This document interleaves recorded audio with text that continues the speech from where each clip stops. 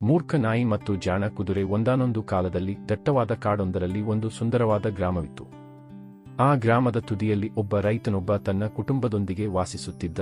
ಅವನಿಗೆ 2 ಸಾಕು ಪ್ರಾಣಿಗಳಿದ್ದವು, ಒಂದು ನಾಯಿ, ಇನ್ನೊಂದು ಕುದುರೆ. ನಾಯಿಯ ಹೆಸರು ಬೌಕ ಮತ್ತು ಕುದುರೆಯ ಹೆಸರು ಶೂರ. ಬೌಕನಿಗೆ ತನ್ನ ಯಜಮಾನನ ಮನೆಯನ್ನು ಕಾಯುವ ಕೆಲಸವಿತ್ತು, ಆದರೆ ಅವನು ಸ್ವಲ್ಪ ಮೂರ್ಖನಾಗಿದ್ದ. ಶೂರನಾದರೋ ಜಾಣ ಕುದುರೆಯಾಗಿದ್ದು ರೈತನಿಗೆ ಗಾಡಿಯನ್ನು ಎಳೆಯಲು ಮತ್ತು ಇತರ ಕೆಲಸಗಳಿಗೆ ಸಹಾಯ ಮಾಡುತ್ತಿದ್ದ. ಒಂದು ದಿನ ರೈತನಿಗೆ ದೂರದ ಊರಿಗೆ ಹೋಗಬೇಕಾಯಿತು. ಅವನು ಶೂರನ ಮೇಲೆ ಗಾಡಿಯನ್ನು ಕಟ್ಟಿ ಕೆಲವು ಸರಕುಗಳನ್ನು ತೆಗೆದುಕೊಂಡು ಪ್ರಯಾಣಕ್ಕೆ ಸಿದ್ಧನಾದ. ಬೌಕನಿಗೆ ಮನೆಯನ್ನು ಕಾಯುವಂತೆ ಸೂಚಿಸಿದ. ಬೌಕ, ನೀನು ಜಾಗರೂಕನಾಗಿರು. ಯಾರಾದರೂ ಕಳ್ಳರು ಬಂದರೆ ಜೋರಾಗಿ ಕೂಗು ಮತ್ತು ನನ್ನ ಮನೆಯನ್ನು ರಕ್ಷಿಸು ಎಂದು ರೈತ ಹೇಳಿದ. ಬೌಕ ತಲೆಯಾಡಿಸಿ, ಚಿಂತೆ ಮಾಡಬೇಡ ಯಜಮಾನ, ನಾನು ಎಲ್ಲವನ್ನೂ ಎಚ್ಚರಿಕೆಯಿಂದ ನೋಡಿಕೊಳ್ಳುತ್ತೇನೆ ಎಂದು ಭರವಸೆ ಕೊಟ್ಟ.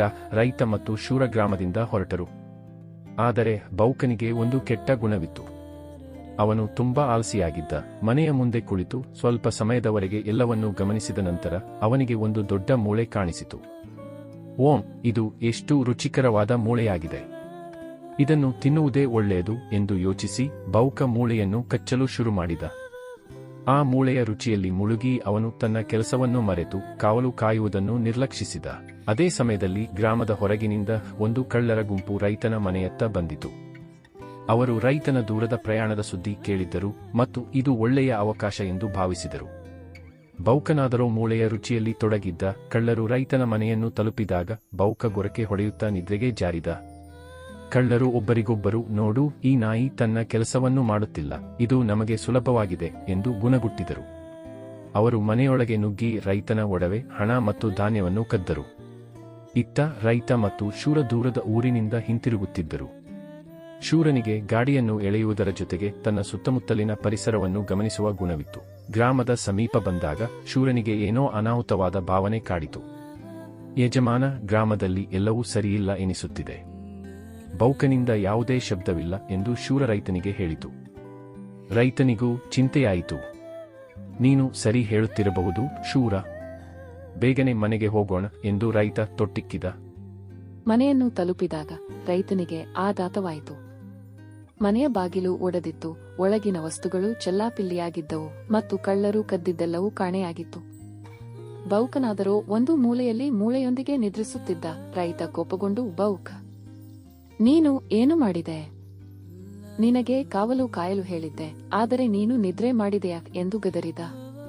ಬೌಕ ಎದ್ದು ತನ್ನ ತಪ್ಪನ್ನು ಅರಿತು, ಯಜಮಾನ, ಕ್ಷಮಿಸು, ನಾನು ಮೂಳೆಯ ರುಚಿಯಲ್ಲಿ ಮುಳುಗಿ ಕಾವಲು ಕಾಯುವುದನ್ನು ಮರೆತೆ ಎಂದು ತಲೆ ತಗ್ಗಿಸಿದ.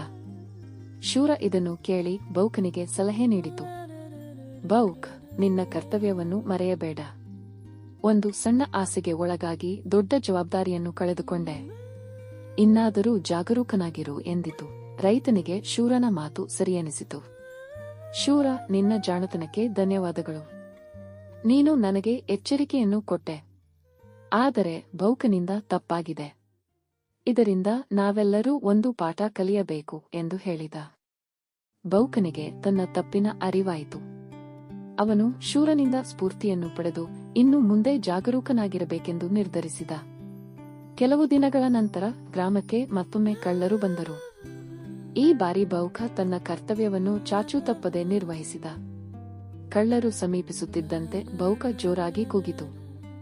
ಅವನ ಕೂಗಿನಿಂದ ಗ್ರಾಮದ ಜನರು ಎಚ್ಚರಗೊಂಡರು.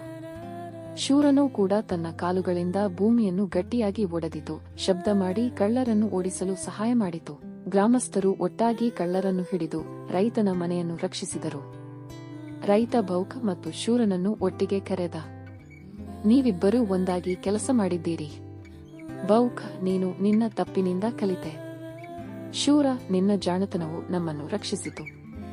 ಒಗ್ಗಟ್ಟಿನಿಂದ ಯಾವುದೇ ಕಷ್ಟವನ್ನು ಎದುರಿಸಬಹುದು ಎಂದು ಹೇಳಿದ. ಬೌಕ ಮತ್ತು ಶೂರ ಒಬ್ಬರಿಗೊಬ್ಬರು ನಗುತ್ತಾ ತಮ್ಮ ಯಜಮಾನನಿಗೆ ನಿಷ್ಠೆಯಿಂದ ಸೇವೆ ಸಲ್ಲಿಸಲು ಒಪ್ಪಂದ ಮಾಡಿಕೊಂಡರು. ಪಾಠ: ಈ ಕಥೆಯಿಂದ ನಾವು ಕಲಿಯುವ ಪಾಠವೆಂದರೆ ಜವಾಬ್ದಾರಿಯನ್ನು ಗಂಭೀರವಾಗಿ ತೆಗೆದುಕೊಳ್ಳಬೇಕು ಮತ್ತು ಸಣ್ಣ ಆಸೆಗಳಿಗೆ ಒಳಗಾಗದಿರಬೇಕು. ಜೊತೆಗೆ ಒಗ್ಗಟ್ಟಿನಿಂದ ಮತ್ತು ಜಾಣತನದಿಂದ ಕೆಲಸ ಮಾಡಿದರೆ ಯಾವುದೇ ಸಮಸ್ಯೆಯನ್ನು ಜಯಿಸಬಹುದು.